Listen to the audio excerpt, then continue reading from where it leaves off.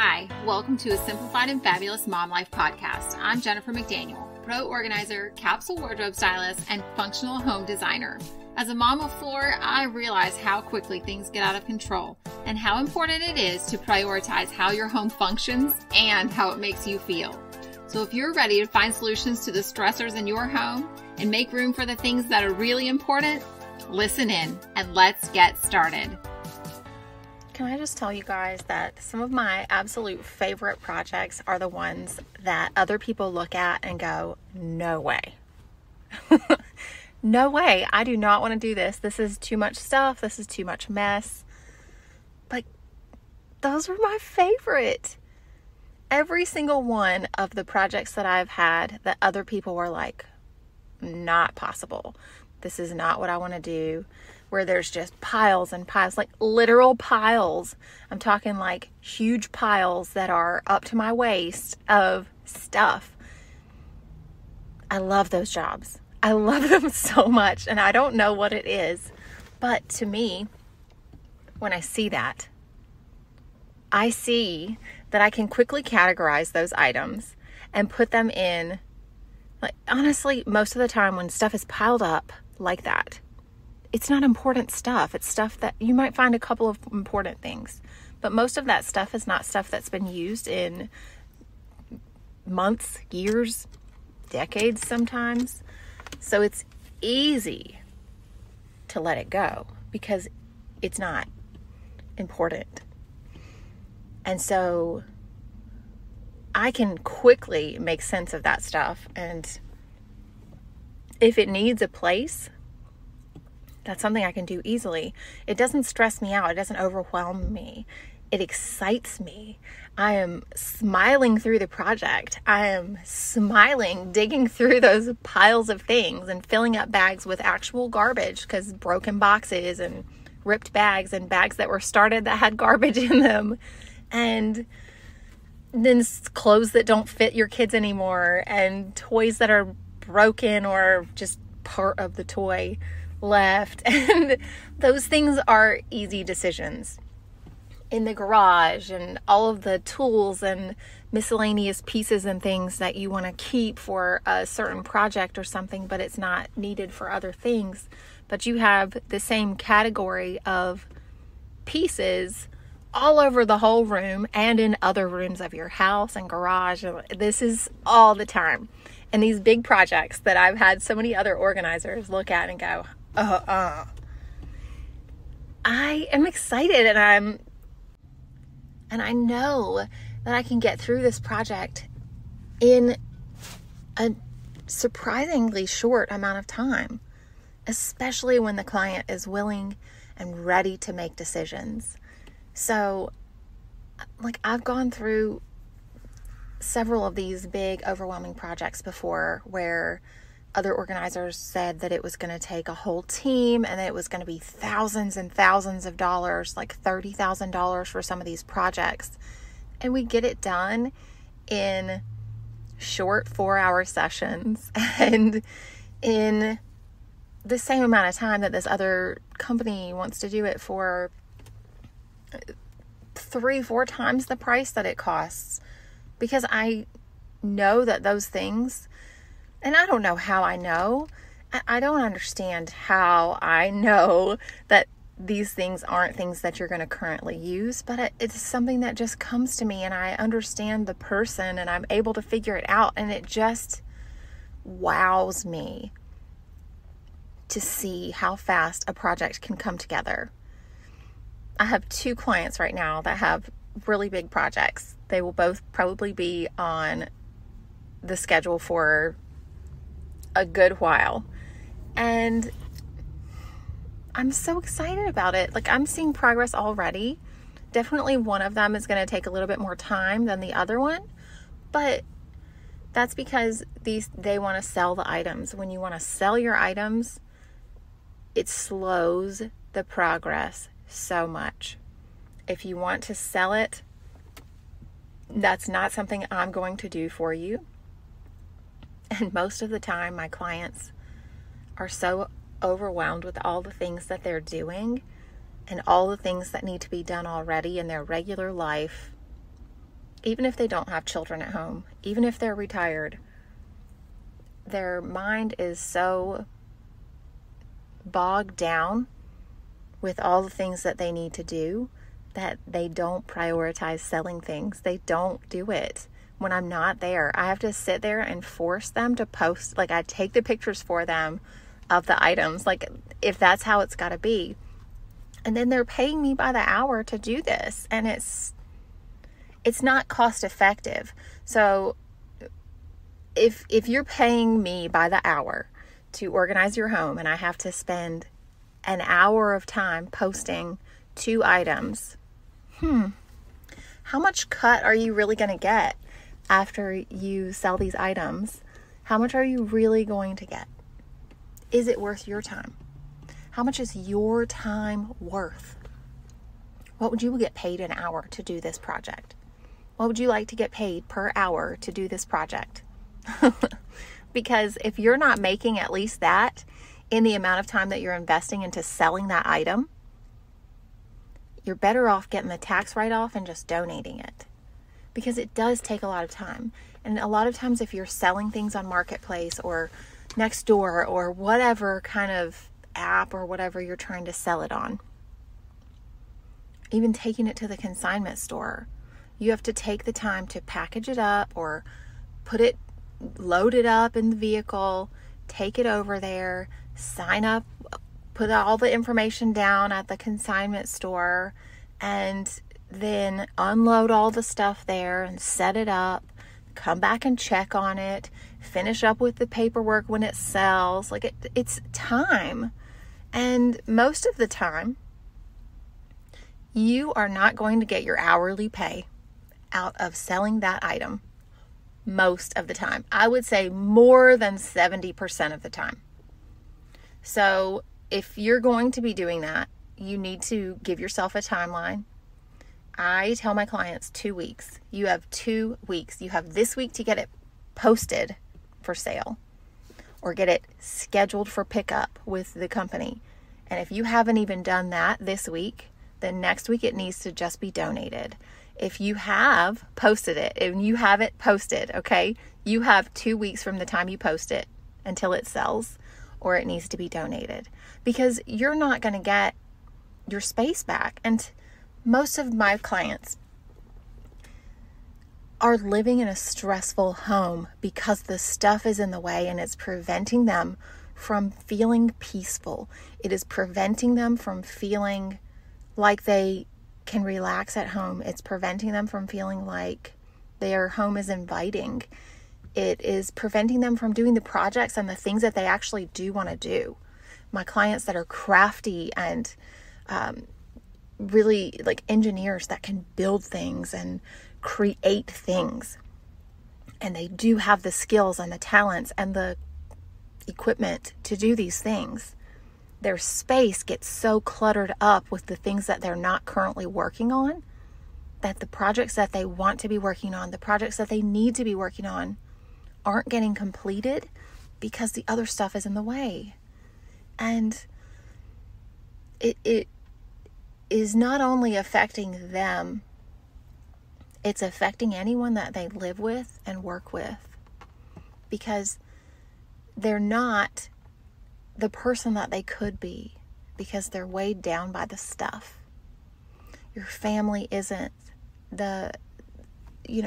it isn't as free as it could be because of the stuff being in the way. I just worked on a little girl's room this week, and it was mostly clothing in the room. It wasn't a big deal to sort through that stuff. A lot of it didn't fit. A lot of it wasn't. It was stuff that was given to them, and it wasn't a style that the little girl would want to wear. And I don't know about you, but if you have a little girl, my little girls and my experience with my nieces and other little girls that I have worked with, that age between, once they get to 3rd grade, they are not interested in the things that they were interested, the same things.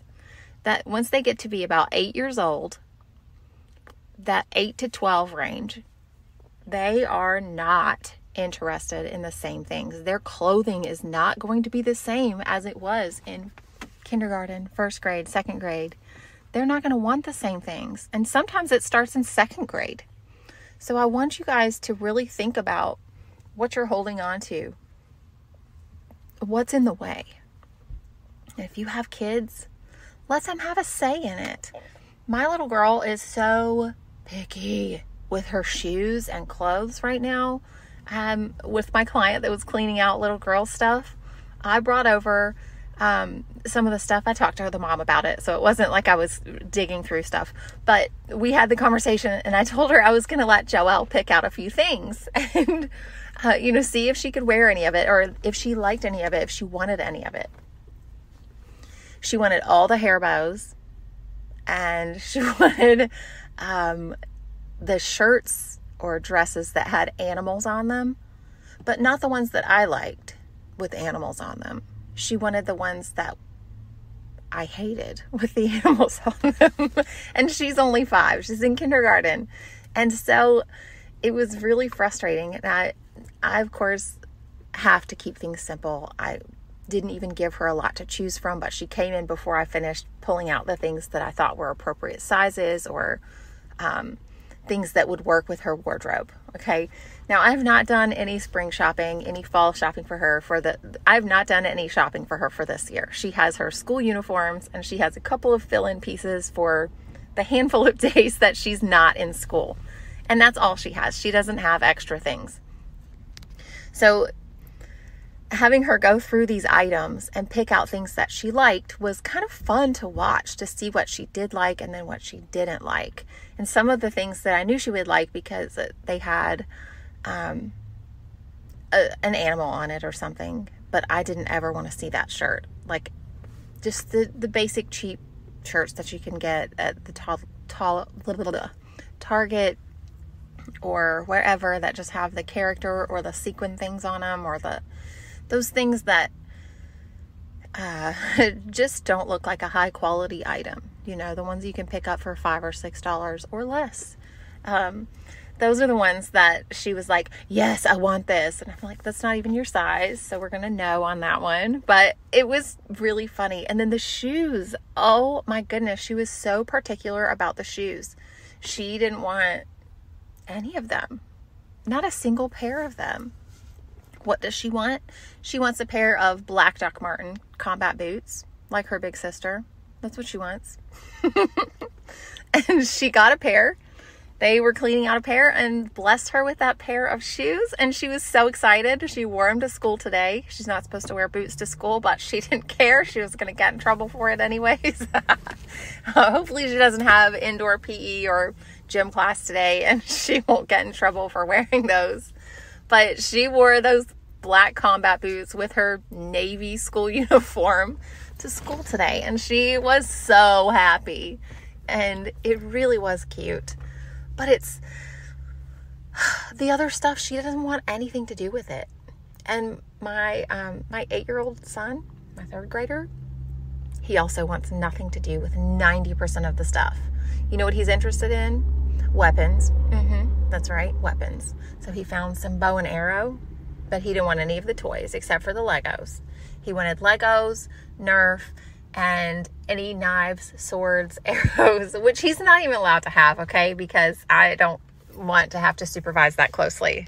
So he was so thrilled to find bow and arrows. They don't have the metal on them, but he found some bow and arrows in there, and it was just so cute seeing him excited.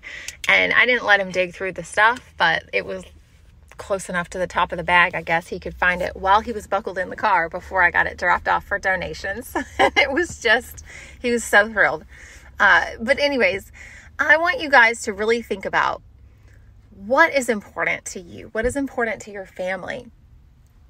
What is that stuff that's in the way, preventing you from being free in your home? What is in the way of keeping you from feeling like you can invite people over, or feeling like you can relax at home without feeling like, oh, I really should do this, or just feeling guilty because you are behind? In my home right now, I have not put pictures on the wall in most of the rooms. I have not done the decorating that I usually do when I first move in. I've been busy. I love being busy, but every time I'm at home, I'm disappointed with myself. Like, I literally have a rug rolled up that's been in my entryway for 3 days that I have not taken care of. And I've got to get that done. That's on my to-do list. So this weekend, I am prioritizing my house, not my client's house this weekend. Sorry, guys, you'll have to wait. But I've got to get my house feeling peaceful. And when I'm behind on laundry and when I'm behind on the things that are just left out in my home doesn't feel peaceful to me. It feels frustrating. I feel disappointed with myself. I feel like I'm letting my family down. And I know that's the same feeling that most of my clients are feeling with their things, especially when you let it pile up and pile up and pile up. And even if your family is forgiving and not making you feel guilty about it, it's still there in the back of your mind all the time. You cannot think for a moment that you're free in your home if you know you have that kind of burden sitting around. You just don't. And all of the clients that I've worked with, especially the ones that have these big, huge projects that feel so overwhelming that there's no way that they can get it done. Like, if you look on my website, the sosmom.com, if you look on there, you can see that garage.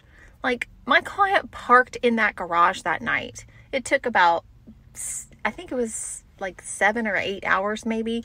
Like, it was one day of me and a portion of the client working in there, but it was 90% me working in there by myself and getting that done.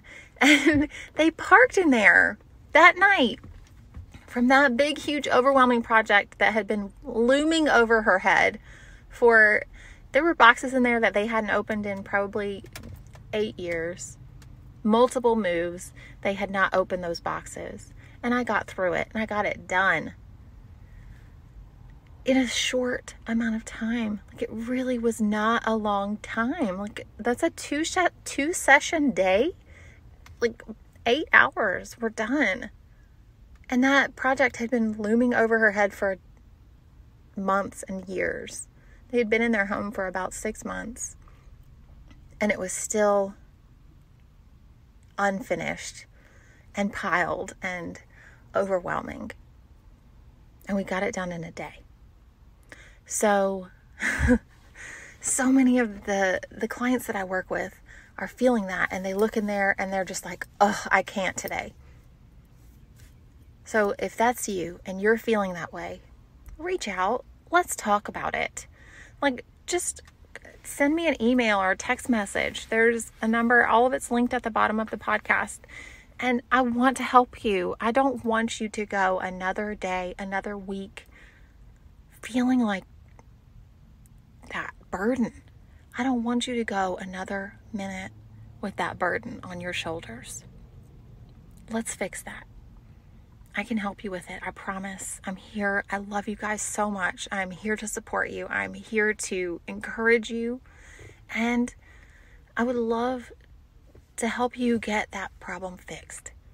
I would love to help you lighten that load and eliminate that burden from your life forever. Because once I can't help myself, I'm teaching the whole time. My husband makes fun of me for it because every time I'm talking to someone, I'm teaching them about stuff, and he thinks it's funny. So I want to be there for you. I want to be a support for you guys. And if you need some help to get it done, or you just need someone there with you to get it done and to force you to make those decisions, let's do that together. Okay? I've done this with clients over the phone, like virtually. They set up the camera on their phone, and I'm looking at the stuff with them and telling them exactly step by step what I would like for them to do. Get this part done, get this part done, get this part done. All right, great. Now do this. Okay, what's over there? Let's see that. And walking them through step by step, like I'm there with them. So if that's something you need, we can do that together, okay? I'm here for you. I love you guys. I want better for you. I want freedom for you. I don't want you to be burdened down by the weight of your belongings. Mess is stress. Whether you feel like it's your mess or someone else's mess, mess is stress. It is stressful to be in a messy environment. And even if you're not looking at it all the time, even if it's just behind closed doors, you still know it's there and you're still feeling it as a responsibility of yours or as just a stressful place that you don't want to be. It shouldn't be like that. Let's fix it, guys. Give me a call. Let's get this done. I love you, and I am praying for you. And if you guys want to share it on the Facebook group, if there's a problem that you're working on, you can send me a text, email me, reach out on the website, thesosmom.com, or however you want to contact me. But please reach out. I'm here for you. I am here for you. Right there. You are the one that I am here for. I pray for you. Lord, I pray that whoever it is that I'm supposed to work with, that you will send them to me and that you will give them the courage and the motivation to reach out if they need help. To just ask for it. That's all you need to do. Is just say something. Lord, I just ask that you would give them comfort and peace in their decision and that you would send the right people to help with whatever it is that they're struggling with, Lord. If it's not me, Lord, that you would just send someone else that can be there and be the hands and feet, loving them and helping them out of that situation, that mess. Thank you, Father. Amen. Thanks for listening to this episode of the Simplified and Fabulous Mom Life podcast. We would love to hear from you. Our podcast hotline for U.S. is 980-389-0399. You can share your tips and tricks, topic suggestions, ask questions, and let me know if we should answer any of these on the air. For other ways to connect, you can reach us at jmorganizingspaces.com. Thanks for listening to this episode. Did I say it right?